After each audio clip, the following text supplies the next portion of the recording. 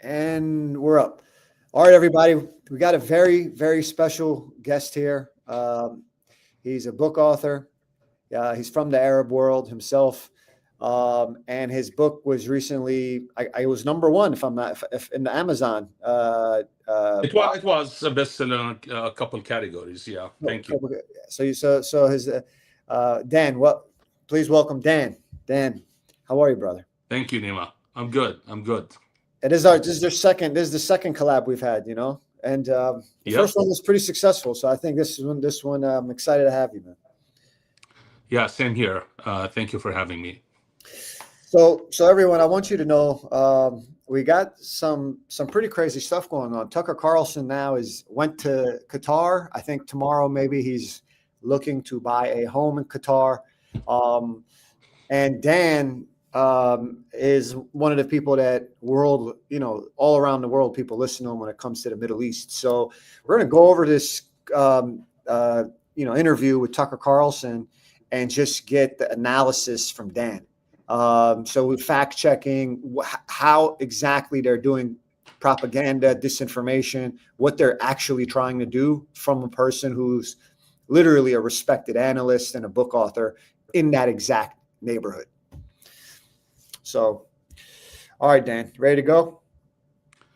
Let's do that. But listen, I don't want to make this about Tucker. I don't really care. Yeah. Tucker is pissed off at Israel. I don't know why, what happened. But the problem here is Qatar itself. If Singapore or Somalia is running a campaign against Israel, Tucker Carlson would be defending them and promoting them. So I don't want to make it about Tucker himself. What his behavior over the past 2 years actually exposes his agenda. Yeah. Whether he's romanticizing Hitler, Sharia law, Islamic Jihad, Hamas, making Churchill the villain. So yeah, it's like, what else? It's like we can say 1,000 things about Tucker, but what's the point? All right, I respect that.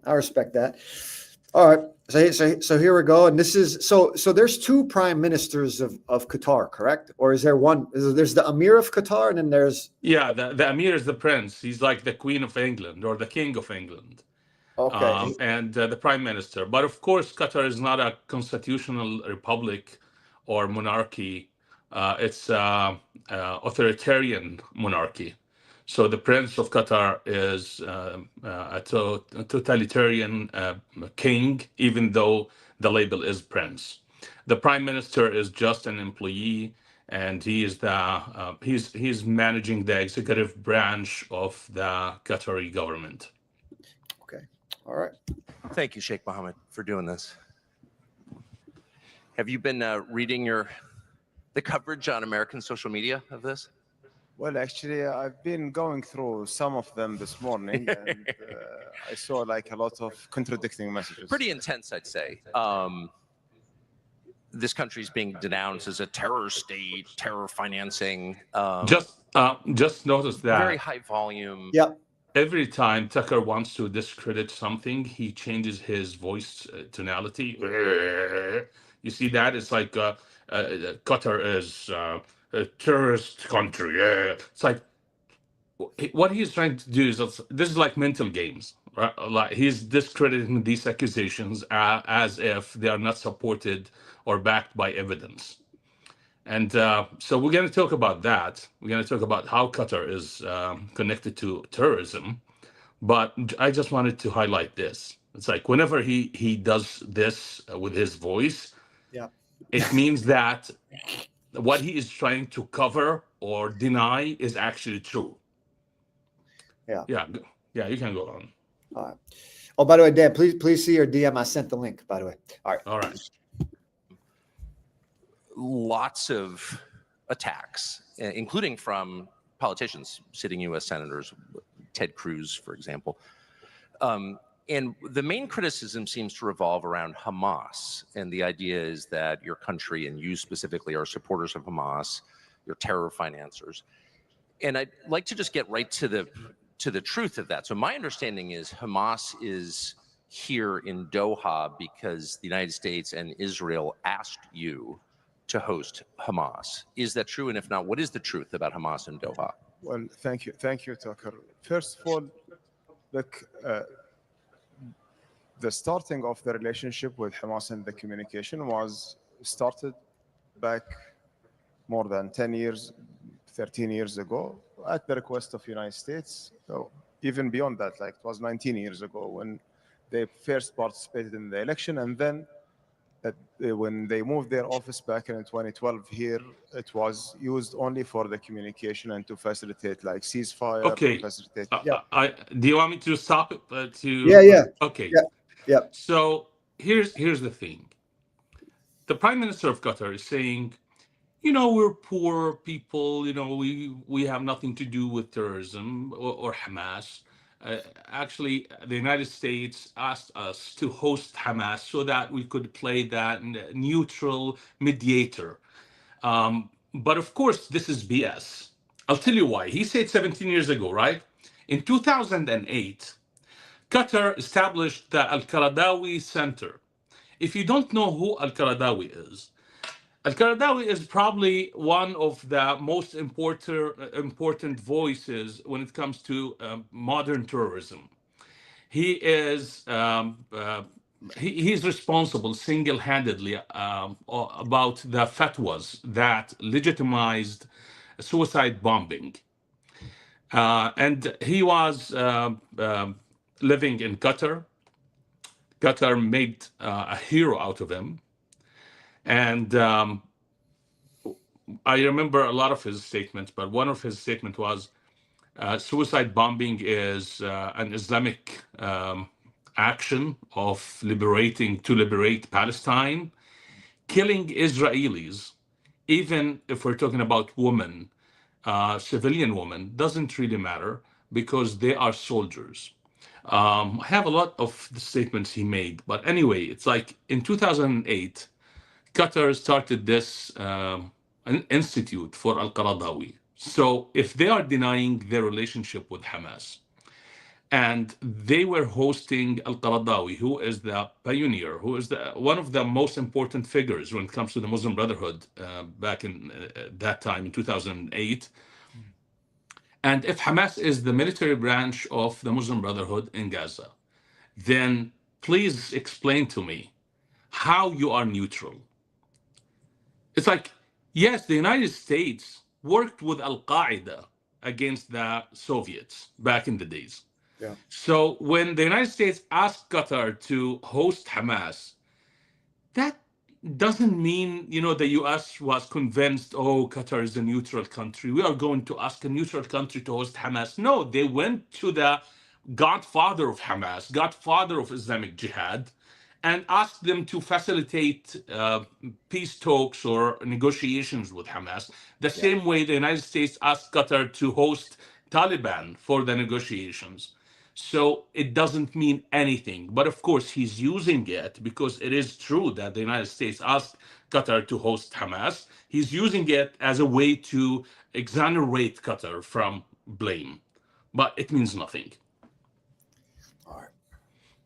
I think it's to Gaza. Now, unfortunately, Qatar has been attacked for having them here. But when you look, at what's happening within the region, this region, when you look at its conflict, it has the parties of the conflict. Sometimes they are state actors, sometimes they are non-state actors.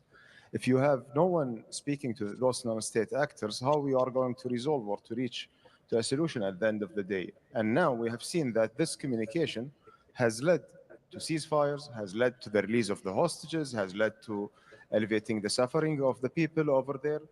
And unfortunately, there are like politicians who are trying to use this to score like short-term political gains to fuel their narratives in order to like just think of it this way. Yeah. He said that negotiation led to the release of hostages, but really, what made the release of hostages happen? Was it the negotiation that Qatar facilitated? Or was it Israel bombing Qatar? And suddenly, after 2 years, everyone was freaking out. All the rats, all the the proxies who work for Qatar, they just surrendered, and they said, "Okay, now Israel is not kidding. Israel is serious about this." So no, it was not the negotiation that Qatar facilitated. As a matter of fact, one of the statements he made, I'm not sure if he made it with Tucker during the interview or a statement he made somewhere else, but he said that unless Israel withdraw from Gaza, we cannot go on with the peace plan. The same peace plan that a couple months ago they promoted and they supported, which has conditions that Israel is not going to withdraw to a certain border or a certain line before Hamas give up its arms. So now he's changing that. He is actually saying, okay, this peace plan is done. It's not going to happen. It's not going to work. It gave Hamas the time to regroup, to heal, to take over. And now the speech is changing. He is the one. I haven't heard it from anyone else. He's the one who declared the death of Trump's peace proposal. So it's not the negotiation that Qatar facilitated. It was Israel's upper hand, which released the hostages. So how would you, like, when you look at this, how do you interpret that Qatar, when they did the pivot from endorsing a disarm first framework to the preconditioning piece on Israeli withdrawal? Yeah. And also, do you think that that says something about the ideological alignment with Hamas, or you think it was just like a tactical move they did to try to hang in there as moderator, or do you think they did it as some sort of like way to, I guess, shape their battlefield and try to get some more diplomatic leverage? Because as I said, they wanted to give Hamas some time to regroup and to heal. Yeah. And I believe they did that because Hamas now is in control. And Al Jazeera is calling Hamas the authorities when they talk about Gaza. They say the authorities arrested X and Y today in Gaza. Who is this authority? It's Hamas. And Al Jazeera, of course, they're Qatar. Number two, the relationship between Hamas and Qatar has nothing to do, as I said, with the United States requesting or asking Qatar to host them. It is ideological. It is theological. If you remember, when the Gulf states, United Arab Emirates and Saudi Arabia, they were about to declare war against Qatar back in 2017, 2018. But of course, if it was not for the United States to stop that, there would be no Qatar today. Do you know why that happened? Because Qatar paid billions of dollars to terrorist groups who kidnapped Qatari people. 24 Qataris were kidnapped back in 2017 or 2018. And I'm not sure of the number of the figure, but I think it was $7 billion or something like that Qatar paid to these terrorist groups in order to release their people. Now, that is the narrative that we heard of, but who knows why they paid $7 billion? Maybe it was framed that way. But anyway, Saudi Arabia, United Arab Emirates, they saw that as a dangerous move, as supporting their enemies, because these terrorist groups, they wanted to harm the United Arab Emirates and Saudi Arabia. Yeah. That's why they decided that, okay, now Qatar has to go down. But of course, the United States stopped that. Otherwise, I assure you that there would be no Qatar today. How do you, and then how do you think Saudi's looking at this right now, this whole situation? I mean, you got Don Jr. there, you Trump Jr., you got Hillary Clinton, you got Bill Gates. How do you think the Saudis and Emiratis and those in Bahrain, Kuwait, how do you think they're looking at this forum? Yeah, Trump is telling everyone there is enough cake for all of you. To be honest, that's what's happening. Trump is saying, keep paying me money, invest in the United States economy, and you don't have to worry about me leaning toward one and not the other. There is enough for everyone. So Saudi Arabia, because it's like a huge amount of money, it's like $1.4 trillion from Saudi Arabia, 1.2 from United Arab Emirates, some similar figure from Qatar. So that's why I believe Donald Trump, he is thinking, he knows what Qatar is, right? If you remember in 2017, he said Qatar is funding terrorism. Qatar should stop doing that. So what happened? What happened after a few years later, Donald Trump saying, oh, the Prince of Qatar is so tall and he's so handsome. What's going on? I believe that he thinks that, okay, let's milk them and may just take advantage of this situation and we will be able to contain them.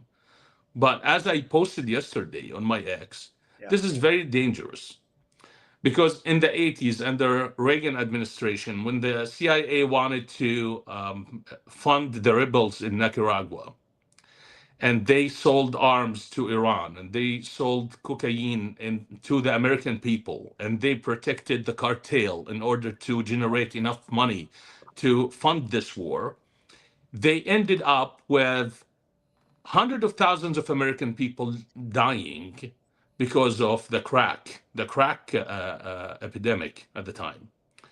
So today, the United States is doing almost the same. They're using Qatar, which is the cartel of ideas, because they are exporting ideas to the United States that is very dangerous to a civilization that has already lost its confidence in its foundations as a result of the woke ideologies and all of these school of thoughts that have attacked the foundations of this civilization over the past few decades.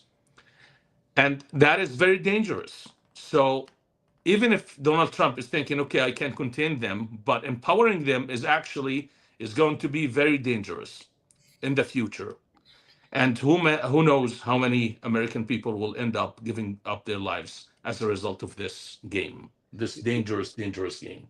I think you said something along the lines of Saudi and the Emiratis look at Qatar as supporting terrorists, gangs that focused on them. Do you think that they still think that threat exists today, more so after this forum or less so? Like, does this No, make I a think, bold? no, I think we're beyond that, or that threat is behind us because Qatar assured Saudi Arabia and the United Arab Emirates that's okay. I'm not going to play with you. I'm not going to. Qatar tried to topple the regime in Saudi Arabia and in the United Arab Emirates. This is a fact. Yeah. But now, as I said, because of the United States and because Qatar eventually came to understand that, okay, Saudi Arabia is the greatest country in the region. We cannot play this game. No one knows what happened behind the closed doors, but Qatar is still doing exactly what it has been doing for a very long time, empowering the Muslim Brotherhood, who are responsible for generating more jihad across the region and globally. Because the Muslim Brotherhood has always been the factory of ideas. Yeah. They never push the button. They never do the explosion or the terrorist attack themselves. They manufacture the human being needed to accomplish that. Do you know what is the difference between the Muslim Brotherhood and ISIS, for example? Many people might think the difference is ideological. It's not. Both of them believe in the same theology, in the same ideology, Islamic polity establishing the rule of Allah everywhere. But they differ on strategy, on the method. The Muslim Brotherhood don't mind participating in the democratic process, election, riding the democratic horse until they are able to destroy it, to kill that horse.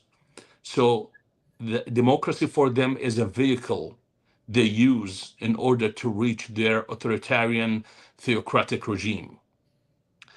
ISIS, on the other hand, and Al-Qaeda, they believe that the rule of Islam must be established everywhere. However, they don't participate in the democratic game. So if you're MBS right now, if you know, and you're in Saudi, do you think right now that Qatar is rising with this forum? Like, do you look at this and say, "Wow, they're actually right"? They got Hillary Clinton here, they got Bill Clinton here. You know, I'm sorry, Bill Gates here, Yeah. Don Trump Jr. here. You know, how are you thinking if you're an advisor for MBS or the Emiratis families? First of all, I believe that Mohammed bin Salman, MBS, and Mohammed bin Zayed of the United Arab Emirates, they are genuine in seeking transformation and change and in bringing prosperity to their people. And they are building for the post-oil era. That's what they want to do. They're genuine. But at the same time, they're still Muslims. And the majority of things that Qatar does is Islamic. So they cannot fight Qatar to the end. They can fight it when Qatar is threatening them directly. But if Qatar is supporting Islamic or Islamist groups in Europe, how is Saudi Arabia going to combat that? They could do it through their media arms, Al Arabiya, Al Hadath, Sky News Arabia. They could do that, but it's like, what is the way? Because Qatar is using Islam to build all of these Islamic centers across the West, for example. Is Saudi Arabia going to say, okay, we want to stop the building of these Islamic centers? Of course, they couldn't do that. But what we see is that there are a lot of people from the United Arab Emirates and from Saudi Arabia who are warning Europe about the Muslim Brotherhood. Yeah. And of course, they're implying that Qatar is behind them. Because let's be honest, where are they going to get money? The Muslim Brotherhood. They are getting their funds from Qatar or from Turkey. Turkey for pragmatic reasons, Qatar for ideological reasons. If Saudi and UAE view Qatar as empowering these groups like you're talking about that has threatened them, how do you see that shaping their willingness to openly normalize with Israel now? So Saudi Arabia is restoring its role as the leading country in the Arab world and in the Islamic world. Yeah. That role was weakened for a brief moment, but now MBS is restoring that role. And as a result of that, he cannot ignore the Palestinian cause, because at the end of the day, the Palestinian cause is an Islamic issue. But they have, but sorry, Coach Ova, but Saudi and Emirates, they benefit a lot from Israel's cybersecurity and technology. Yeah, United Arab Emirates already made a peace treaty with Israel, joined the Abrahamic Accord. I believe I'm not sure of the figure, but billions of dollars is the amount of export import between the United Arab Emirates and Israel in 2024. I used to live in United Arab Emirates for a while, and it is the only Islamic country that you could see Jews on the street with their yarmulke, and Yeah. they're perfectly safe. So yes, the United Arab Emirates benefited from Israel for sure, but Saudi Arabia, because what I was saying is that because MBS is trying to restore that role, so he cannot completely come out and say, okay, I'm going to embrace Israel. He has to always um, come up with conditions. Of course, we hear in the media about two-state solution, but I noticed that speech was softened. When MBS was visiting the United States, he did not use the word two-state solution. He talked about the rights of the Palestinian people. So that is very important, because the rights of the Palestinian people is different than the two-state solution.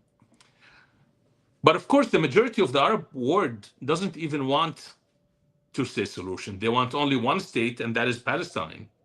So that's why MBS cannot go to the other end of the spectrum and at the same time restore that role of Saudi Arabia in the region. So he has to appease the people. He has to appease the public.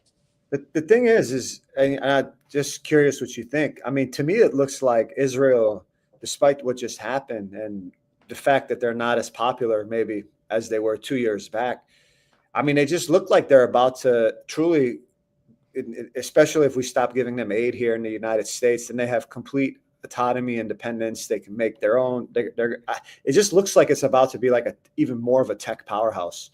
And I feel like in the 2030s, you're going to have countries maybe like China, India. You never know what alliances Israel can make. I just, like, if I look down the line, I'm way more optimistic about Israel. I think Israel is going to truly, like a South Korea, Japan, it's going to truly just be a tech powerhouse. And if they're the ones protecting the Emirates, and they're protecting Saudi or Bahrain, it's just like, if they're the only ones protecting you from Qatar and Iran, like, it's sort of like you would think, like how could, like, but then they're also Muslim, right? They're also Qatar is a small country. It doesn't threat anyone directly. They only have, because of their money, they could employ different players, but they can do anything. That's why they did everything possible to convince Donald Trump to sign that executive order to declare that partnership, or the defense partnership between Qatar and the United States. So they cannot directly threaten anyone. Iran is weak now after investing 40,000 years and trillions of dollars into building their proxies, from Hezbollah to Houthi, Sha'bi, Hamas, and with the fall of Syria in the hand of the Sunnis, who are the eternal enemy of Iran and the Shia. So now the map is changing, but the problem remains. And listen, I forgot to mention that even though Saudi Arabia and the United Arab Emirates are seeking genuine transformation, but they are doing it internally. But externally, they are still investing in, I don't want to say Islamic jihadism, but they're neutral when it comes to the jihad externally. For example, Syria. Syria is going to be a hub for terrorism, that's for sure. Al-Julani, he promised that he has changed, right? And he came to the United States. He visited Donald Trump at the Oval Office, and everyone is talking about how he has changed and the past is the past. But yesterday at the Doha Forum, what did he say? When he was asked by Christina Amanpour that are you a terrorist or you were a terrorist? He said, no. Terrorism has a different definition. I was not a terrorist. Actually, the United States, Israel, and Al-Assad are the terrorists. He did not say it this way, but he said those who are responsible of the deaths of millions in Syria and Gaza and Iraq and Afghanistan are the terrorists. Who is responsible for the death of a million people in Afghanistan and Iraq? According to him, it's the United States. So if you think, Mr. Ahmed al-Shari Abu Muhammad al-Julani, if you think that you were a hero, then what is that claim that you changed? You changed what? You're not a hero anymore? Yeah. You know what I mean? Yeah. So I believe that Syria is going to be a hub for terrorism. It doesn't matter what al-Julani is saying publicly. His jihadists, the hundreds of thousands of jihadists who were fighting alongside him for 10 years or 14 years, are not going to accept or tolerate more secularization. Actually, there's no secularization taking place in Syria at all, except in the rhetoric, in the speech. I mean, he was holding hands with one of the Qatar leaders, right? Like I saw Yeah, some. it's the prince. It's the prince himself. I mean, it looked like to me. I mean, I don't know. I could be. I don't want to think. I don't want to say this is what he was thinking, but it looked to me like, hey, ha ha, like I just came back. I fooled Trump. Trump's an idiot.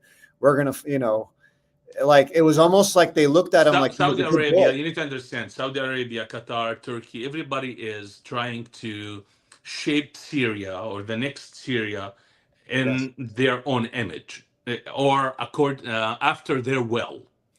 That's why MBS asked Trump to take down the sanctions. That's why Qatar, I believe that one of the conditions that Qatar had for investing $1.2 trillion or 1.4, I'm not sure, was to legitimize Ahmed al-Shari in Syria. Turkey also has interest. So they are all trying to invest in al-Shari in order to control that area. Right. However, al-Shari doesn't want to be controlled by anyone. He's doing it now. Sometimes it's so unbelievable. It's like this guy a couple of years ago, he was saying, and you can find the records, he was saying, all these Arab leaders are puppets. They're infidels. They're puppets of the West. They're serving the Zionists. We don't believe in democracy. We don't believe in secularism. America is our enemy. We're going to liberate Jerusalem. So now, after 2 years, he's like, "Oh yeah, I want to change Syria. We want democracy." It's like, who are you fooling? If there is loyalty, um, Ahmed al-Shari has for anyone, it's for Qatar, because Qatar is the only country that really supported the jihadists to the end. But Saudi Arabia gave up on them. And of course, with what's happening now, the modernization in Saudi Arabia, al-Shari he's not happy with any of that. But again, he is just riding the wave.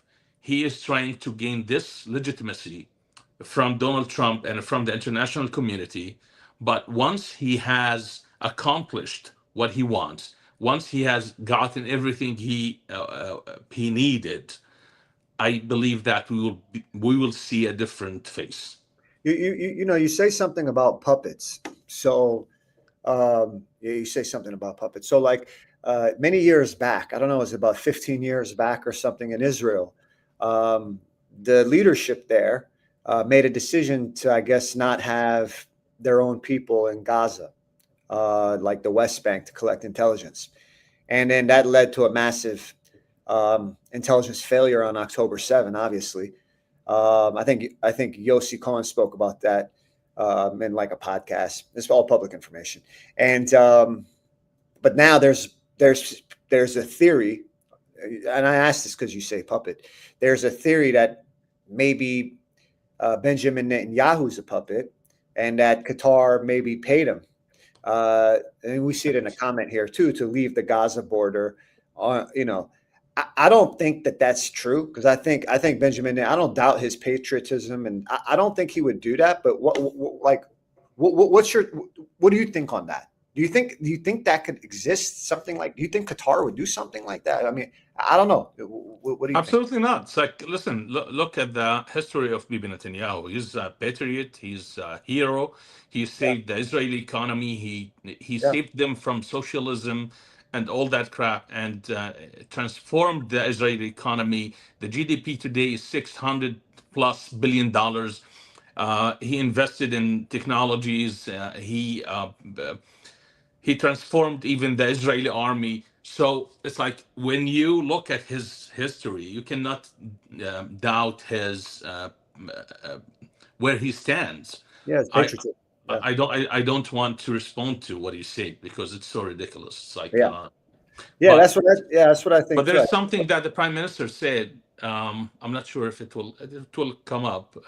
Yeah. He said that, I'm not sure if he said it here or not, but But Tucker mentioned it before, about Qatar sending money to Hamas through Israel. The prime minister denied that they supported Hamas at all, but we know that they did support Hamas, and Israel facilitated that. That is a fact. Now, there's a reason why Israel facilitated that, why Bibi Netanyahu did what he did. So if you want, we can talk about this now, or we can continue with Well, I mean, I'm interested. Yeah, briefly. I mean, I think Benjamin Netanyahu wants peace, and it seems like he has a good relationship and maybe even a friendship with MBS and the Emiratis. And I don't think that like the theory that Qatar would pay him and he would risk. No. I'm not going even to entertain this idea. Yeah, No, I think no. But I don't think. But who do you think made that up? You think that's just Qatari disinformation or Chinese communists? If you follow me and if you read my writings, I never believe in the conspiracy theories. I don't care about them. Seriously, it takes me a lot of time to be convinced of any conspiracy theory out there. It's like, I need all the evidence possible. Yeah. For example, I never accused Tucker Carlson of getting paid by Qatar. Even Tucker Carlson, let's aside Bibi Netanyahu for a second, because he's coming from money, he's wealthy. So why would he sell out to Qatar for money? He has a lot of money. Right. So until today, I'm not really convinced that he's doing what he's doing for money. So I don't believe in conspiracy theories. Even when I'm talking about Qatar, I always give you the evidence. Yeah. He denies that they support Hamas. I show you that no, they supported al-Qaradawi, which means that they are supporting Islamic Jihad, which Hamas falls under its umbrella. So that's why I always try to be very convincing in whatever take I make. If you read my book, it's like the feedback I received from many people. They're like, Danny, we were expecting you to be radical or to be fundamentalist or to be talking out of indignation. But you were very rational, very convincing. And that's my style. And that's what I believe. I don't want to accuse people just because I disagree with them. Yeah. So I'm not going to say, oh, Israel did not facilitate supporting Hamas. I think Israel did. But why they did what they did? I'll tell you why. Please. So in Israel, in the 90s, there were two schools. The school of Isaac Rabin and the school of Bibi Netanyahu. Right. The school of Isaac Rabin was risking a civil war in Israel in order to give the Palestinian a state. Isaac Rabin promised Yasser Arafat that he will take out all the settlers from the West Bank within 5 years. Yeah. Bibi Netanyahu at the time, he was preaching against Isaac Rabin, calling him a traitor even. Why is that? Because Bibi Netanyahu understood that a Palestinian state on the borders of Israel with this ideology, the jihad ideology, is suicidal for the state of Israel. Especially if you look at the map of the state of Israel and the borders of 1967, you will notice that the width of Israel is only 9 miles at the tightest point from the borders of the West Bank. So if 100,000 Palestinians decided to spit at Israel, not to fight, not to launch missiles, just to spit, they would drown the state of Israel from that point. So Bibi Netanyahu, in his mind, he was like, no way to give the Palestinian a state and to withdraw to the borders of 1967, because history proved to us between 1948 and 1967 that they had the same land that now they are asking to get back.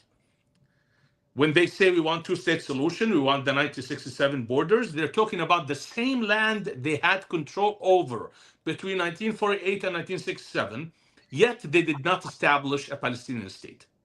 So if a Palestinian state within the borders of 1967 is the point, why didn't they establish it in that 20 years frame? What changed? Now they want the borders of 1967. There's no, as I said earlier, the majority of the Arab people, the majority of Muslims worldwide, they don't believe that Israel has any legitimacy or any right to the land.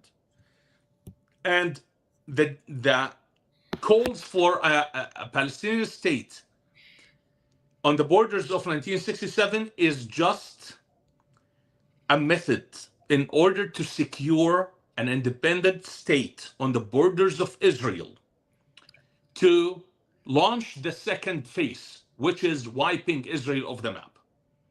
I mean, if Bibi Israel, Netanyahu, so just let me get to the point. So Bibi Netanyahu understood that when Isaac Rabin wanted to give the Palestinian state. And when Isaac Rabin was assassinated, Shimon Peres took over interim, but he was afraid to go on with the plan. So he postponed it, and then Bibi Netanyahu was elected prime minister. However, Bibi Netanyahu came up with a solution, and he proposed that solution, I believe, in 1999 or 1998. The Palestinians said no. Then Ehud Barak took over. Ehud Barak belongs to the Rabinian school, the same school of thought. Let's give the Palestinian state, no matter what the cost is.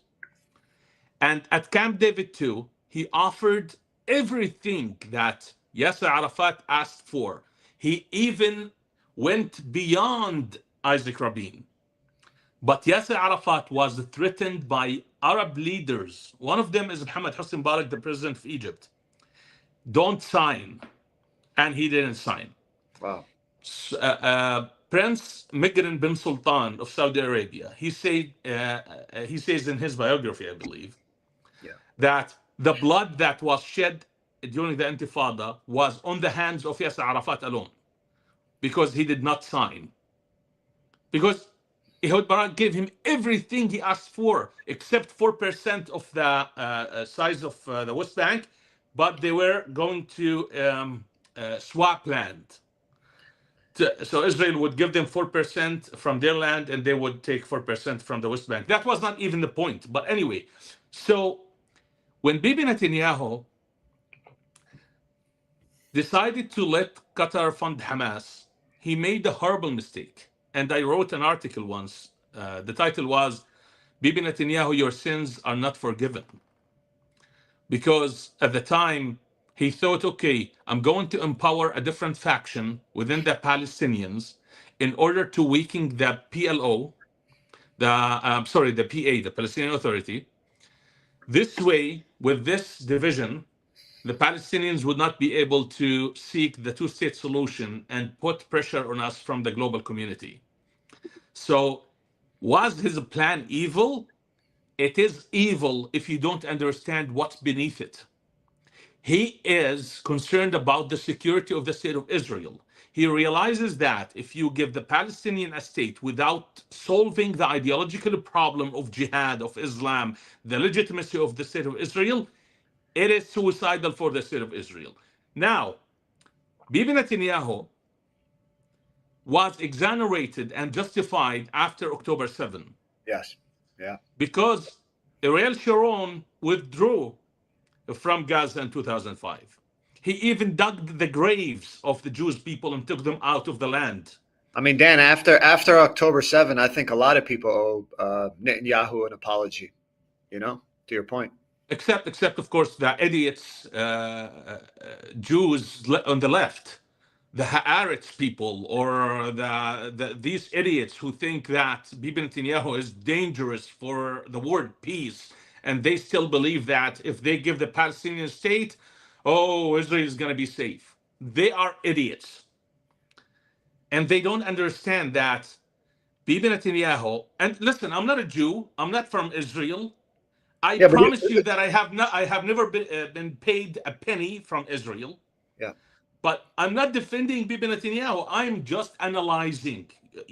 Give me any topic and I will analyze it. Yeah, but do you think Netanyahu basically boosted Hamas intentionally just to block a Palestinian state, or was that just move that? I'm telling you here publicly. I actually, when I wrote that article, Yair Netanyahu, the son of Bibi Netanyahu, he saw that article. So I'm not afraid to tell it to Bibi in his face.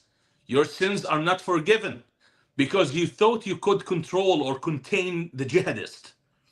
You thought that is the way to block the two-state solution. And I'm telling you, Nima, I'm from Jordan. I'm an Arab. I'm a former Muslim. And I'm telling you, Israel will face an existential threat if the Palestinian takes a state without solving the ideological problem. And what is the ideological problem? It is jihad against the Jews in the Islamic eschatology, in the Islamic theology. How do you solve that? You need 2-3 generations who live under a new education system, overhauling of mosques, not appointing imams without examination, controlling the religious rhetoric and religious speech across the Islamic world before you could give them a state. Yeah, Dan, I mean, you can't blame Israel for saying like, hey, why don't you in your elementary schools not teach them to come kill innocent Israeli civilians while we're not doing that with you. You go to Israel, you go to an elementary school, they got Arab kids there. They're not teaching them to go kill the Palestinians. I mean, that's just some terrorist trash right there, I'm really very neutral. To your point. I'm saying that to your point. Yeah, I agree with you. I'm just saying that I'm really neutral. I'm not blind in my loyalty, or I don't care. There is an article by, what's his name? I think his name is Tony Jodit or Tony Jot. He wrote an article called People on the Edge. And in that article, he talked about these people who have experienced a lot, traveled a lot, were exposed to a lot of identities, ideas, cultures, civilizations, religions. So they don't belong to anywhere, to anyone, to any idea. They are free from all ideas, yet they are attached to everything. So in what I do every day is I'm trying to, because I have experienced Islam, Christianity, Judaism, different factions within Christianity. On the political line, I was on the left for a while. I'm on the right. So I'm just trying to inform people who don't have the time to do the research that, listen, I have done the work. I want you to examine what I say, but I'm not speaking out of ignorance or blind loyalty. So that's why I believe the problem that Israel is facing is religious, existential, and Bibi Netanyahu is amongst the few people who understand how to deal with it. If it was not for Bibi Netanyahu, probably there would be no Israel today. Trust me on that. Yeah. So the guy understands what it takes to protect the Jewish people. Yeah. And for that, I don't blame him for supporting Hamas or facilitating the support of Hamas to block the two-state solution. All right. All right. Yeah. I mean, just for the record, like I'm in general trying to avoid any political stuff about Israel or Iran. I'm sincerely curious what your views are, because I think you're from their area. Like, my parents are from that area, of the Middle East. I was born and raised in the United States. I'm America. I'm America first. It's just very interesting that we have an American, Tucker Carlson, who's in Qatar. So from the American standpoint, I'm wondering, why the heck is he there? Why the heck is he going to go buy a house there? But if we're fair, then I sort of think like, well, why can't we hold Ben Shapiro, to the same standard? I think if we're going to do that, we should do that universally, not just single out Qatar. What do you mean? I don't want to debate you on this Ben Shapiro. Yeah, that's another issue. But let me just say this. Yeah. If Israel has been attacked for 80 years for who Israel is, not what Israel does, then America must be concerned about that war, must support Israel. Because if Israel has been attacked for who Israel is, which is a non-Islamic sovereign nation, then this is America's war. This is the West war. Those who say America first and Israel and Qatar are on the same distance from America, I'm sorry, but they don't understand what the hell is going on. They are not at the same distance, because the war that Israel is fighting, it's like, I find it really ridiculous that Israel is trying to convince the West to support it. It's ridiculous because the West must support Israel if Israel is being attacked for who Israel is, because who Israel is who the United States is, a sovereign non-Islamic nation. And eventually Islam will have a problem with America, just like Islam has a problem with Israel. All those who are trying to frame Islamic Jihad or rebrand it as a response to American imperialism are idiots. Before 2001, what did America do to be attacked by Islamic Jihad? Oh, American imperialism is responsible for the birth of jihad. Really? What about the 14th century of Islamic history, with 360 million people died as a direct result of Islamic Jihad? So no, sir. Qatar and Israel are not on the same distance from the United States, and it shouldn't be. You think Qatar is jealous of Israel's relationship with the United States, and they actually do want to have? Do you think maybe it's possible they do actually just want to have a good relationship with the United States, or do you think this is all just a lie? They're trying to replace Israel, for sure, as the spoiled child of America. But at the same time, they have different agenda. Israel is not trying to control anyone. Israel is trying, I'm sorry, I misspoke. Israel is trying to control the region, but to protect itself. That's it. It's not trying to expand. All those who call Israel expansionist don't understand anything about the history of the region. Israel gave up land for peace 10 times its size. So accusing Israel of being expansionist is stupid. That's what Tucker Carlson accuses Israel of. What about the peninsula of Sinai? Israel gave up Sinai for peace with Muhammad Anwar Sadat. Israel gave up southern Lebanon. Israel proposed or offered Hafez al-Assad to give up the Golan Heights and Mohammed Hosni Mubarak testified to that.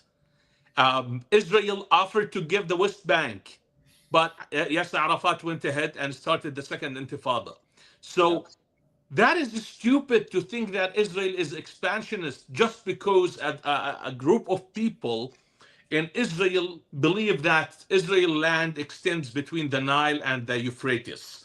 And so what? You have crazy people everywhere. You have Yeah. crazy people in Israel. Yesterday, I was listening to a rabbi who called Mary the Virgin a prostitute. So, am I going to attack all Jews? Oh, Judaism is against Jesus Christ. It's simple. Jews don't believe in Jesus Christ. Do you think That's Iran? it. You think Iran views Israel as an expansionist state, and they're scared and they're threatened? Absolutely not. Absolutely not. Iran is expansionist. Iran wants to establish the rule of Al-Mahdi. They want to take over Mecca. They don't care about Jerusalem. They are using Palestine as a cover for, as a pretext to gain ground among the Sunnis, because there is an enmity, a perpetual enmity between Sunnis and Shi'i that lasted for 14 centuries. Yes. And there's no way for Iran to extend its arms within the Sunnis of the region except through Palestine. So they are waving the banner of Palestine just to seize the ground among Sunnis. That's it. Okay. Okay. Yeah. That's, Dan. It's my mother is Jewish, but my grandfathers. I'm mixed. I don't know if you remember that or not, but my grandfather, they were Shia Muslim in Iran. Yeah, you told me that. Yeah. Yeah, man. So it's yeah, man. So okay. So we go ahead and play here. In Qatar to blame another country for what's happening over there or for their wrong policies. All our aid and all our support and financing that went, and what they claimed that it went to Hamas, went to Gaza, went to the people, and it was under very transparent process that the United States is fully aware about. Israel is the one who's facilitating, and it's not one government, it was across governments. Netanyahu, Bennett, we have dealt with all the agencies. Lapid was a prime minister at a certain point of time, Mossad, Shin Bet, the Ministry of Foreign Affairs, all of and the defense, all of them, they were involved in these aids and the delivery of those aids. So today, when they are claiming that this is the financing of Qatar to Hamas, it has no basis. It's just a way to spread disinformation about a country that doesn't do anything for them, but it's doing things that are against their policies. If you just go to Qatar records with in its engagement with the United States for the last 20 years or 30 years, Qatar has never went to the United States and encouraging them to bomb this country or to support this group or to that group. We've been always in our dialogues with the United States about how we de-escalate the region, how we bring peace to the region, and this peace cannot happen without an engagement with everyone in the region. Well, I'm confused then. If you, I'm pretty sure that Tucker Carlson prepped the prime minister before this interview. That's for sure, because he wanted to make sure that the prime minister is saying things that resonate with the American public. And what gives me this certainty is the fact that the Qatari prime minister is talking about how Qatar never tried to put pressure or ask America to bomb this country or that country in order to solidify the narrative that Tucker Carlson has been pushing for the last couple of years, that Israel is controlling American foreign policy, or Israel is controlling America and asking America to bomb this country and that country, as if Iran is only an Israeli's problem and America has no interest in bombing Iran, or if Iran eventually gets a nuclear weapon, America would be safe, but only Israel is going to be harmed. So Israel is pushing America to bomb Iran. So that's his narrative, and that's why I believe he prepped the prime minister before.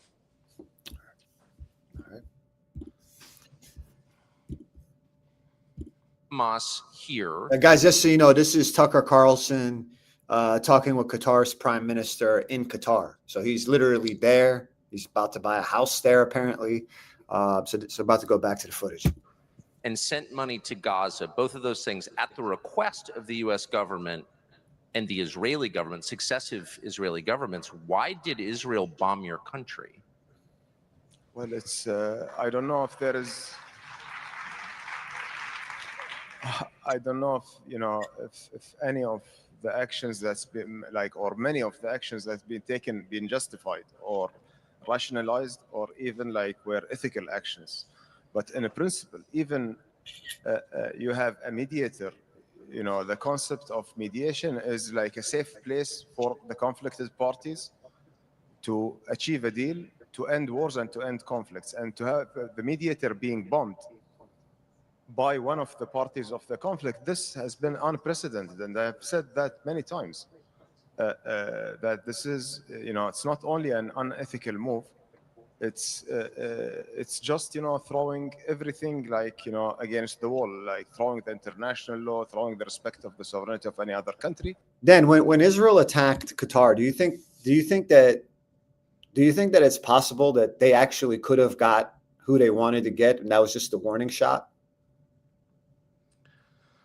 So, looking at Israeli record in the past 2 years during this war, I believe if they want to get someone, they would have gotten him. So, but it was like, okay, Qatar, we're sick of you, of your games. Yeah. Just let's get this deal done.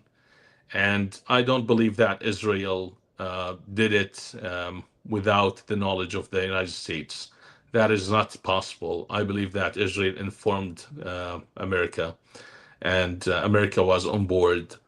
But again, Donald Trump, and I think this is coming up. Donald Trump, he asked Bibi Netanyahu to apologize from the Qatar Prime Minister in front of the cameras. And Bibi was like, yeah, let's do that. And it's ridiculous. It's like, listen, these people are smart. Bibi is smart. Donald Trump is smart. And they don't care about these, what do you call them? Spectacles. They don't care about appearances. Yeah. So Qatar cares about appearances. Yeah. So that's why Bibi was willing to apologize publicly, not because, as Tucker is trying to frame it, Trump sided with Qatar. No, it's because Bibi doesn't care. It's like they want an apology, let's do it, but they understand the message. If they are going to play us, we will respond. There was another attack though in Qatar. I think maybe 1 or 2 weeks later. From Iran, right? Well, it was a car accident. And they were saying, you're talking about the car accident in Egypt. oh, okay. And it was Qatari, like a Qatari officials. 4 of them were killed in that car accident. Yeah. Do you think that was Israel sending another message? I don't know. I'm not really sure. But I mean, in the next 100 years, we will not see an operation as sophisticated as the pagers. And the world will keep talking about the sophistication of the Israeli Mossad. So who knows, man? Who knows what they are capable of? I mean, I personally, my view is, man, my personal view is it was a warning shot, because I think that the Mossad could get anybody pretty much they want. I think it's the most fierce intelligence agency in the world. Like, that's the one group you don't want to go play with. And I thought it was a warning shot. But what do I know? There is a difference between a group of people who are motivated by sincere willingness to die for their own people, and between the apparatus or the different Arab governments and intelligence agencies who are motivated by not protecting their own people, but serving the agendas of their leaders and the ideology of their God. And that's why efficiency really contrasts here. Well, what do you think about, interesting you say that. Because so in Iran, I visited Iran around 2001. I was in Iran. Okay. And I remember they had a voluntary morality police. They call it Besiege. Yeah. And these are, I mean, man, these are some tough guys, man. You know, in Tehran, you see these guys like a street gang. You know, it's very tough guys, and they're there for morality police, and I think they're all volunteers. I think they're all volunteers. You know, Because they want to serve Allah. Yeah. yeah, I mean, I think that's sort of what makes you. To me, I think that's sort of what makes Iran very unique. Is like I don't think you can buy those guys. No, they're, yeah, but still, when you are serving an ideology, it's not about the efficiency, it's about the intention. When you're serving your people, you're trying to protect your people, it's the intention is not enough. It's about the strategy, it's about the efficiency. That's why the Mossad is very successful. Yeah. Because if the Mossad agents say, well, we have the intention and they don't do anything, what's going to happen? Their cause is lost. However, the jihadists, they don't really care about efficiency. Why? Because they have the intention, and at the end of the day, they will pay. They will be held responsible in front of Allah, and as long as they have the intention, then Allah is going to be like pleased with them. So that's why the Islamic jihadists are very weak when it comes to the collective. It's like, what is the power of jihad? It's unethical. Therefore it's powerful. If you are fighting me, but you have morality, Yes. and I don't have morality, I'm going to be to beat you. I'm going to just kick your ass because I don't care about. I'm not considering anything. That's what happened between the IDF and Hamas. Hamas is a gang, and Israel is one of the most powerful armies in the world. Right. But Israel could not finish Hamas for 2 years. Why? America couldn't finish Al-Qaeda or Taliban for 20 years. Why? Because America has to be held responsible, and it has to meet the standards. Taliban, Al-Qaeda, Hamas, they don't have any standards. How many if there was a civil war in Iran, how many besieged do you think there is that are willing to go all out, risk their life to protect Khamenei? I'm not really sure, man, and I prefer not to dig into this because many go back. Iranians. No, I tell you why. Many Iranians don't like it when I speak about numbers. When it comes to Iran, they will be like, "Oh, you are an agent of the IRGC." If I say, for example, there's 20% of the Iranian people who are loyal to the Ayatollah. Many Iranians in the West will be like, "Oh, you're an agent of IRGC." If I say that Iran is softening the grip on individual freedom, they will attack me. So I'm not really sure, but from what I know is this: even if we have 5% of the Iranians loyal to the Ayatollah and ideologically aligned with the Ithna Ashari madhab or Ithna Ashari sect of Shia Islam, then that is a huge problem. Yeah. That is, even if the international community or the West, they went there to change the regime, the 5% will end up controlling the country just like Hezbollah controlled Lebanon for the past 30 years. Yeah. So that's why when Iranians interviewed me to speak about the Ayatollah and the IRGC, I told them I'm not in favor of changing the regime because we will end up with a Lebanese style in Iran with a Hezbollah party controlling Iran. And they were not happy with me. And some of them did not even air the interview. Yeah. I mean, I'm going to Israel later this month. You know, I've been to both Iran and Israel, man. And, you know, Israel has this amazing military. It's just Iran. I can tell you, I remember this is around 2001, how scary these guys looked, man. They were organized, they were intimidating, And they're not afraid of death. yeah, and I think there was something about them, man. It was like, they true believers, and there's a lot Yeah, of them, sure, and sure. they're true believers. The Vikings, Yeah. listen, the Vikings were true believers. Okay. They were going to spend their eternity with Odin Yep. in Valhalla and drinking wine, and so it doesn't mean anything. Because True belief. Yep. No. Yeah. No, go ahead. No, it doesn't mean anything. Yeah. If someone believes that they're serving Allah and they are willing to sacrifice their lives to serve Him, then that doesn't mean that the object of their faith is authentic or true.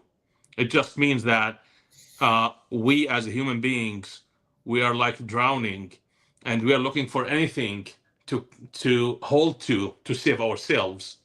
And jihadists, they're holding to this belief that I call it solo jihad or jihad alone. Jihad is the only path for salvation in Islam. There is no other way in Islam where you could guarantee salvation except through jihad. You know that? Wow. Yeah, there's no other way. Even if you pray 20 hours a day, fast every day, did everything by the book, you cannot guarantee that you're saved according to Islam except through one way, and that is to die in the path of Allah, fighting the enemies of Allah. If you die in jihad, you guarantee heaven. You don't go through that examination process. Well, you wrote a book, Islam and Israel in the West. Do you think Khomeini? I mean, like when as this is my last question, then we go right back. It's finish this up, but it's like Iran could actually have like the third maybe largest oil exporter in the world. It's actually a rich country, pretty educated, country. You have high unemployment, right? You got inflation, but I mean, they don't have to have those issues, Absolutely not. They don't have to have those issues. So what I want to ask you is, do you consider Khomeini as a true believer of Islam? Like he's Sure. Like he'll never do a deal he'll never compromise anything that would compromise his belief. He will not. He would rather lose everything than compromise on his belief. He's a devout Muslim, like a true devout Muslim. Would you say that's accurate? When Khomeini took over Iran, 1979, Iran was selling the worth of $80 million a day of oil. And that is 40 years ago, more than 40 years ago, 45 years ago, 80 million a day. And actually the Egyptian president at the time, Mohammed Anwar Sadat, he talked about that. He's like, Iran has the potential to become one of the richest countries in the world. Yeah. But another country is Venezuela. Venezuela probably has like the biggest oil reserve in the world or something like that. And it's like, look at the Venezuelan people, how they live. So people who are motivated by ideologies, they are true believers. Khamenei is a true believer. Hassan Nasrallah was a true believer. And Qasem Soleimani, all of them.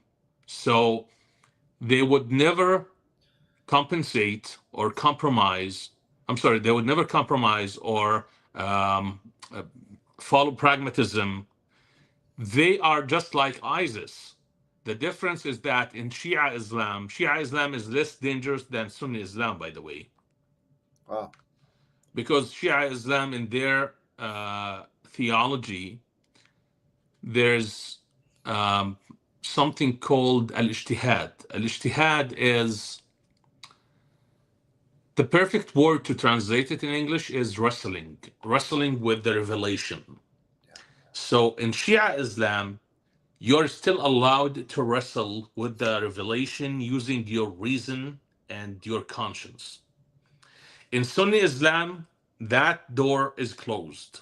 You're not allowed to discuss or to negotiate or to debate with the text.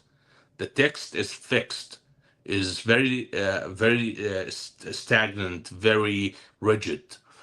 So that's why you can negotiate with the Shia, but they will never, ever compromise their end goals. ISIS and Al-Qaeda, Boko Haram, Al-Shabaab, they don't negotiate. They don't even negotiate. They don't care. Except if you have someone like Al-Julani, Ahmed Al-Shari, the senior president, who was convinced by the West that, listen, the best way, the only way to take over Syria is if you get rid of this long beard, just get some youthful beard, put on a suit, and talk to the international community. That's the only way. So he compromised, and that's why he's being attacked by many jihadists in Syria today. They call him a traitor. So, of course, the Western media, they don't report this at all, but it is actually happening. He's being called a traitor by the jihadist. But I think he's powerful now in Syria, and he has convinced his followers that this is temporary, and I will let you do whatever you want on the ground. So his followers are controlling everything. They are indoctrinating the whole country, and they're changing the face of Syria forever. So that's why they are supporting him in his pragmatism. All right. I love. I mean, guys. I mean, whoever is listening. I mean, we're definitely going in depth. You know, Dan. Is from Jordan. He's an Arab. My family's from Iran and Israel. Like, we're actually two Middle Eastern guys talking about what's going on here. Like, so if anyone's listening, you probably have a deep interest in this subject. Because this is not like this is pretty. We're going pretty in depth here. Thank you, Dan. All right, Spud, get back in here. Yeah, thank you, Nima. Besides, ethically, it's not really acceptable, or no one can swallow it. This credit card has an interest rate that's really, really low. Okay. How low? That, Dan. This low. The credit card that's in your wallet right now. Commercial. All right. No, and the aftermath was also unprecedented. So President Trump basically told the Israelis to apologize to you. He took your side. He took the side of an Arab country against Israel in this specific case. I don't think I've ever seen that before. I don't think it's ever happened before. What was your reaction to that? It happened actually. Well, of course, President Trump was very clear from the beginning since the attack. Actually, when he was informed about the attack, he assigned one of his advisors to reach out to us, and at the same time, he called His Highness after the attack, and he expressed his frustration, his disappointment from such a thing that's happening by Israel, because he knows everything about the process, and he knows how helpful we were throughout this process. And this kind of move was shocking for him as a partner in these efforts, in these endeavors to achieve peace in Gaza. And at that time, actually, when the strike happened, it was happening while we were trying to convince Hamas to accept the offer was made by President Trump at that time, to convince them to engage, to convince them to get a deal before the 20 points being developed when the attack happened. Dan, we got a question here. It's interesting. We got a Alpha Amini, I hope I pronounced that correctly, asks, what do you think Israelis are driven by when they openly claim they're carrying out the Greater Israel Project? So there's an important question, of course. But as I said, Israel is not carrying out this project. That's not true. Israel, since the beginning, the Zionist movement was not a religious movement. And even the religious in Israel, the majority of them, they don't believe that Israel as a state will extend between the Nile and the Euphrates until the coming of the Mashiach, the Messiah. So Israel is a secular state, and they just want to protect their own country. They're not colonizers.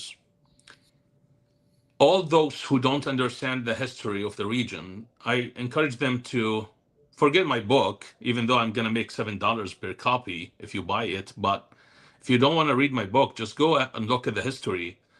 In 1909, 40 years before the establishment of the State of Israel, the Jews built Tel Aviv. Yeah. The Jews built the port of Haifa. So the Jews kept a perpetual presence in the land for 2,000 years.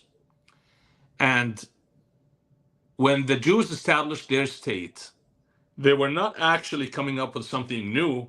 They were just doing the same thing everyone in the region was doing. The Christian in Lebanon established their country before Israel. The Arabs in Syria established their country before Israel. In Iraq, in Jordan.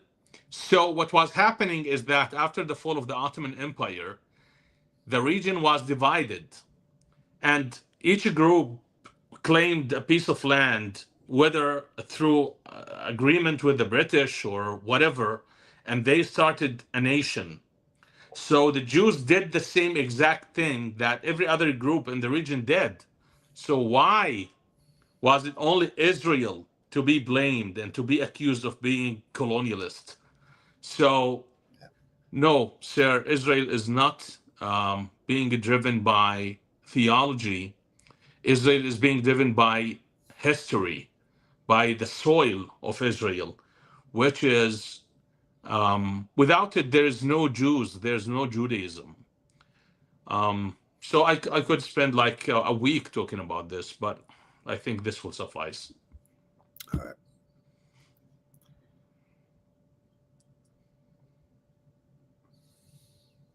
Yeah, I mean, I think.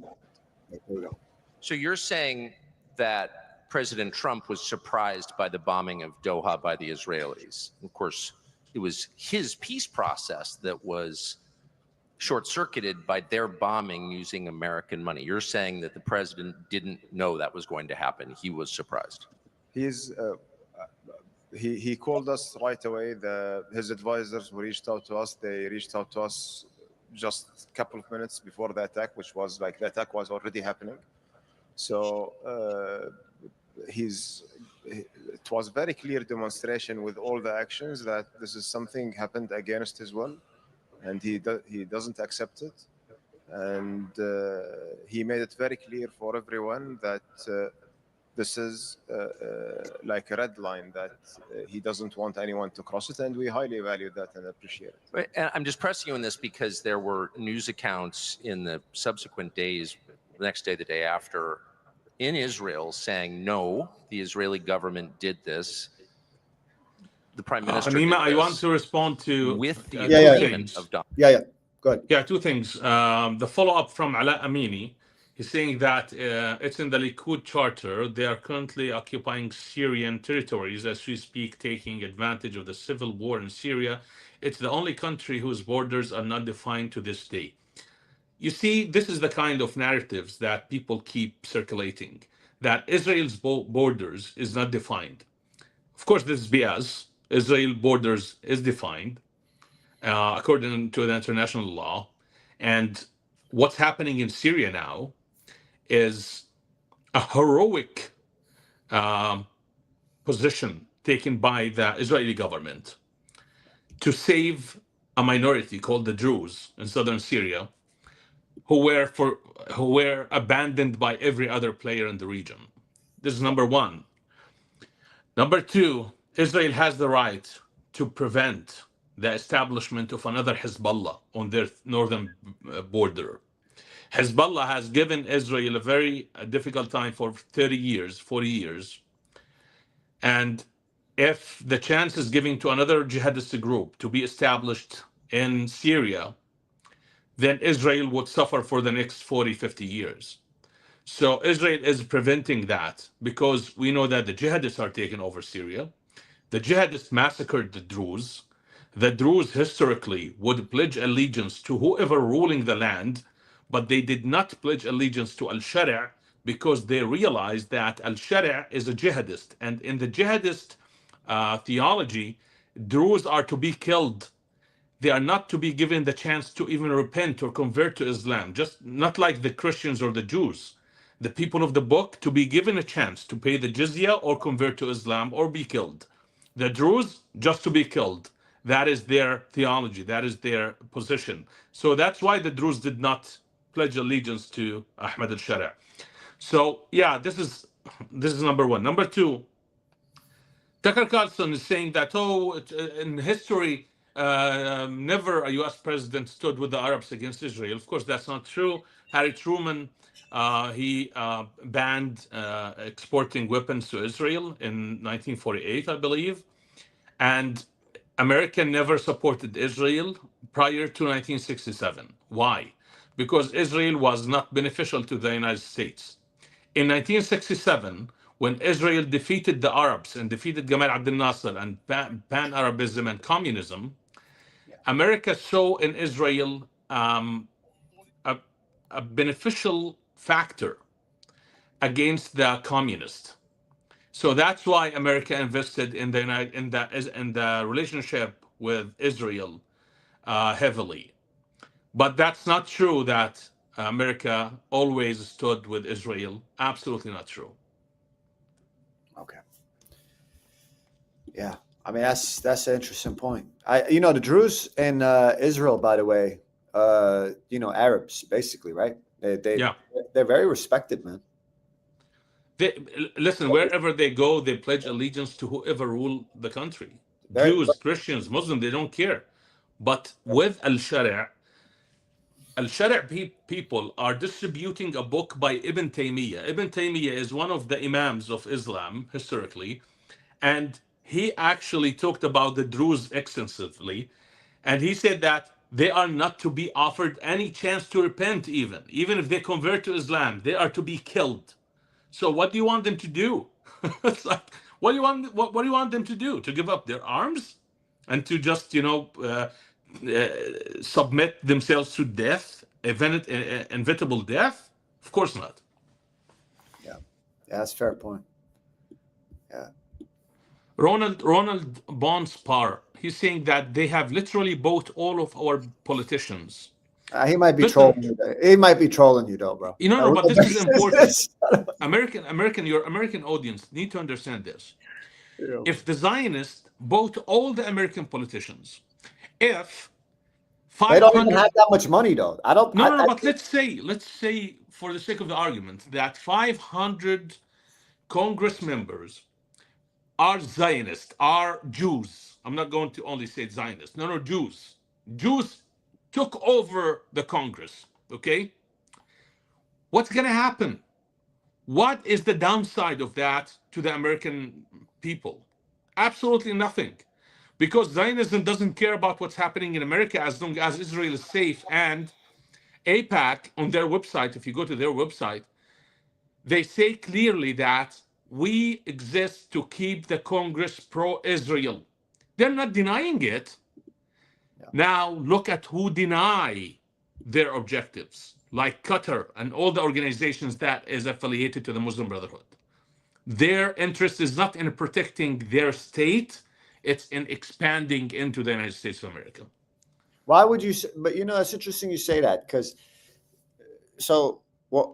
I think like in Germany recently, there was a Christmas market, I think maybe in Hamburg. Now, I don't know if I just saw like a propaganda video. I don't know if it was disinformation. I don't know if it was just this month. I don't know. Was it 5 years back? Okay. But in the video, it was Berlin or Hamburg, there was this massive protest at a Christmas market, and the Muslims were praying. And I asked this with respect. I'm not disrespecting anybody. I asked this respectfully. What was the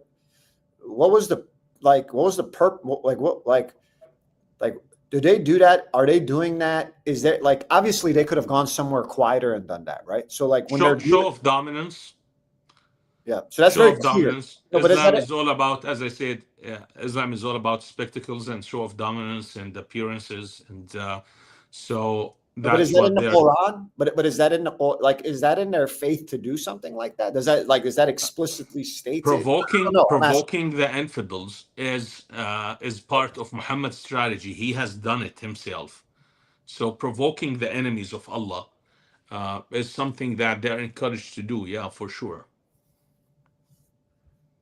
And then on the flip side of that, you say so they're the one part of it they're provoking, and another part they're not disclosing.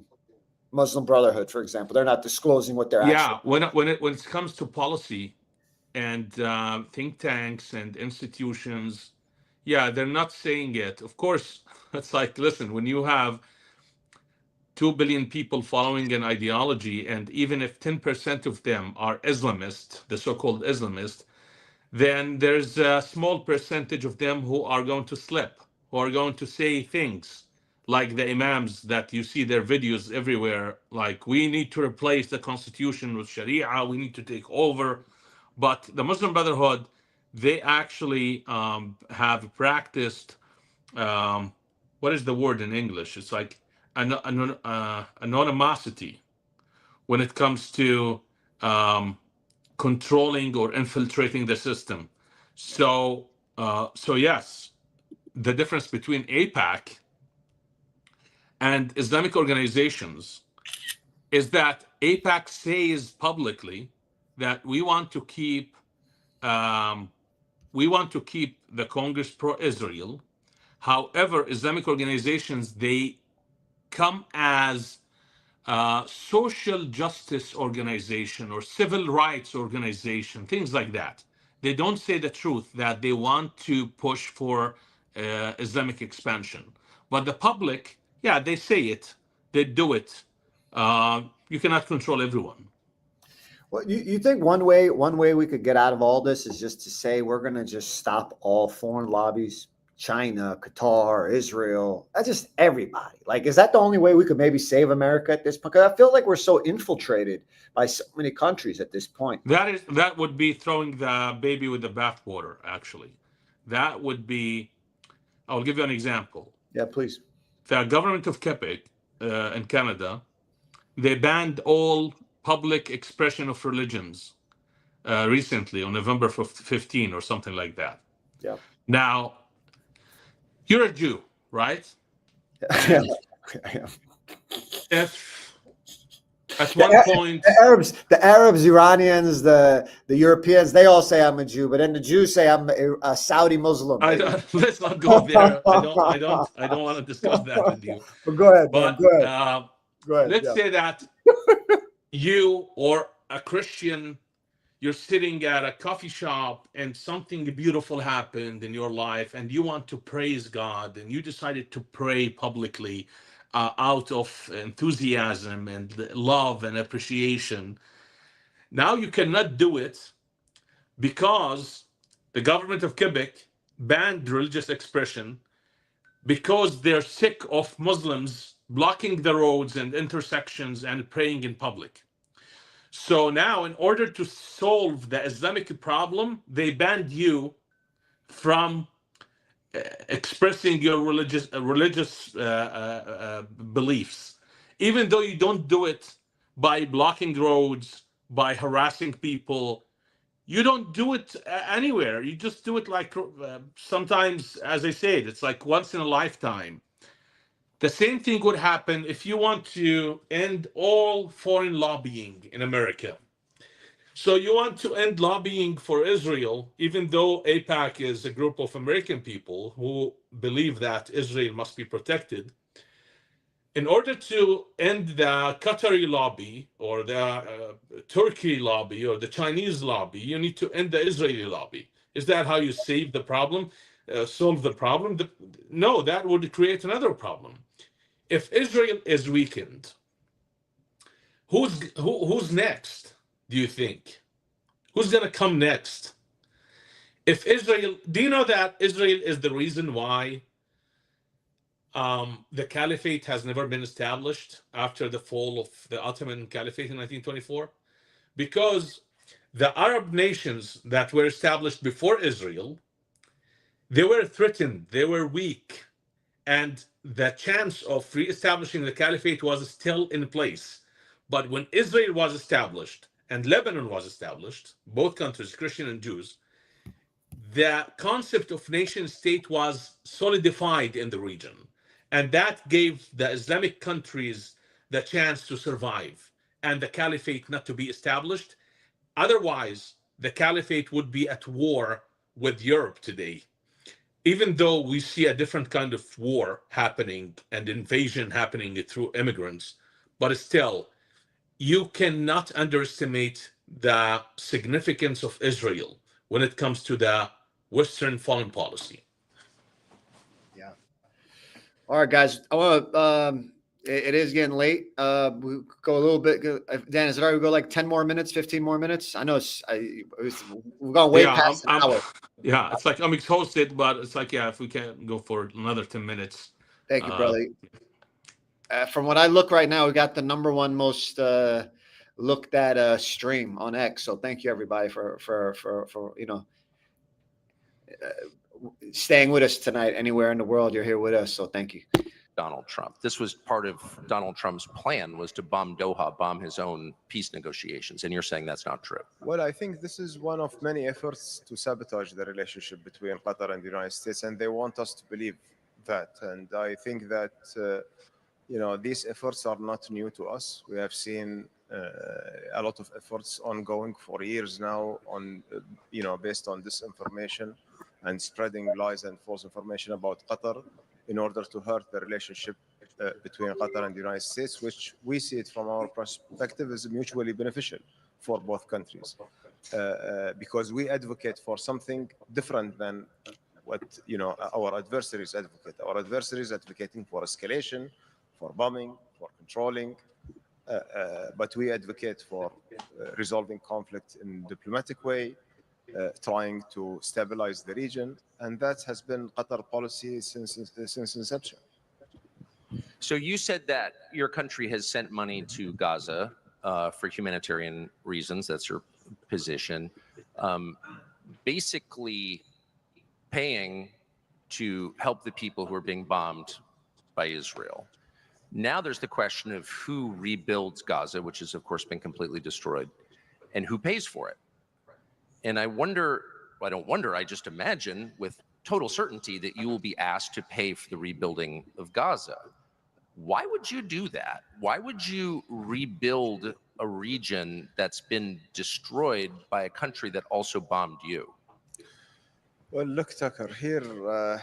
I mean, the way Tucker asked that question is just so... Of course. So how do you even ask a question? Listen, he said that you were sending money to help people who were bombed by Israel. That is, of course, prior to October 7, because he's talking about the time that Qatar was sending money publicly to Gaza. So people were being bombed by Israel. When was that, for God's sake? In 2005, Israel withdrew from Gaza, right? In 2006, Hamas kidnapped Gilad Shalit. So what is he talking about? It's like Israel, every time Israel waged war against Hamas, it was a response. It was not Israel just initiating aggression against the people of Gaza. It was never, it was never the case. Anyway, and he's saying that, why would you pay money to rebuild a region that was bombed by the same people who bombed you? What a framing of the question, for God's sake. It's like, first of all, Israel is not responsible for rebuilding Gaza at all, because Israel did not initiate October 7. That was Hamas. Yeah. Hamas kept the hostages for 2 years. If Hamas released the hostages from day one, probably nothing would have been destroyed in Gaza. Yeah. So you cannot blame Israel for what happened after October 7, because the objective of the war was simple: ending Hamas forever. If the people of Gaza gave up Hamas fighters, of course, their children, brothers, husbands, there would be no problem at all. The war would have ended the first hour. But of course, the population, they were protecting Hamas. Does that justify the deaths? This is war. Deal with it. What are you going to do? This is war. Now, all the accusations... Yeah, real quick, let me tell you though. The thing is, man, is that, and I'm not defending the Palestinians here, by the way. I'm not defending Hamas. You know, I'm not defending anybody here. I'm just objectively speaking, you know. Israel has a superior military technologically. I mean, Israel's technology in Israel is so famous that Germany, Singapore, other countries around the world go to Israel to buy that technology to protect their own country, their own border, right? Yeah. That's objectively known. People know the Israelis invent stuff other people want to protect their own country. Now, that said, the Palestinians and Hamas, you know, they look, man, they cannot win a conventional war. So when they go and they do this guerrilla warfare, and then they put their women and children above ground, knowing that their women and children are going to get slaughtered, but then it's going to build empathy and compassion for them. Because I don't want to see a woman and child get killed. You don't. No one wants to see that, right? But you know, we're human, right? So those children look like they could be our children, Dad. You know, so you know, it's outrageous that where the kids are getting killed anywhere in the world. Honestly, you know. So the thing is that if there's enough hate for Israel, right, and there's another war, another attack in 3-4 years, and there's enough hate for Israel, and Israel is isolated enough, then Hamas could come in there and completely annihilate, or whoever is backing Hamas. So I think that maybe they weren't even necessarily looking at it as like, oh, this is just a one-off war. Maybe there are big attacks actually coming in 3-4 years. Who knows? And the next 1 or 2 presidents in the United States, I actually think we may have an openly hostile president to Israel, the way things are looking, you know. Yeah. So you know, it's like I don't think that was the last battle, man. What's the point that Israel shouldn't have retaliated as powerfully as they did? I think it's very disappointing, man, that the Palestinians no one helped those hostages. I think they lost a lot of credibility, if we're fair, because come on, man. Like, there was no excuse for that, man. Like, for them to just for what? For Israel hostility? I mean, Hamas was attacked. Hamas is a militant organization, right? They were attacking innocent civilians, man. Okay, so you know, they weren't fighting other warriors, man. They were intentionally killing women, raping them. Because you talked about Israel's superiority and military strength. Yeah. Here's how I framed it in my book. Yeah. I'm not sure if you're aware or familiar with the trolley dilemma. It's a philosophical dilemma that it goes like this. There's a trolley going down the track, and there are 2 tracks the trolley could go in, to the right, to the left. And there is a shift. It's like a switch. You can just pull the switch and the trolley could go right or left. Now, the dilemma is this.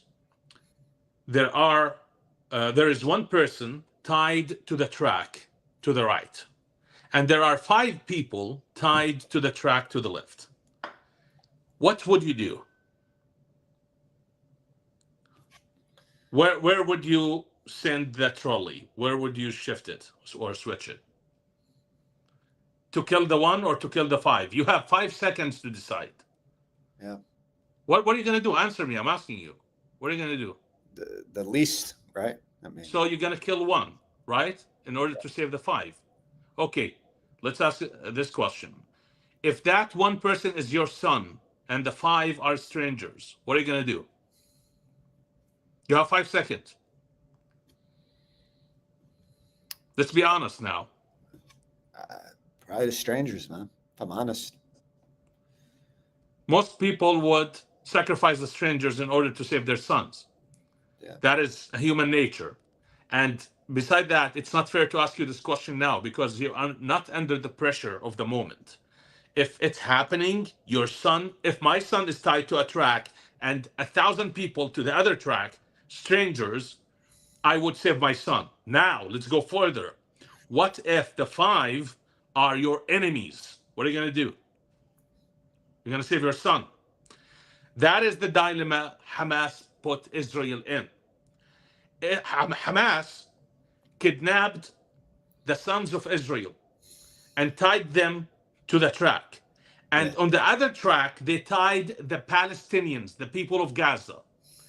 And Israel had only short amount of time to decide whether to sacrifice the Palestinians in order to save their people, or to sacrifice their people and save the Palestinians. And anyone would make that choice to save their children over anyone else. Again, listen, war is messy, it's chaotic, so you cannot just assume while you're sitting home watching Netflix that and you judge Israel. You're not in a position to judge. This war has been going for 80 years. I want all of your viewers to focus and to pay attention to this. 80 years of war.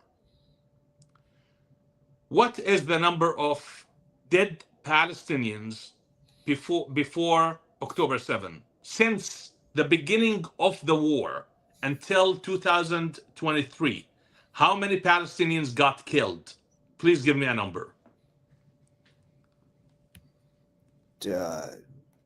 30,000, 40,000.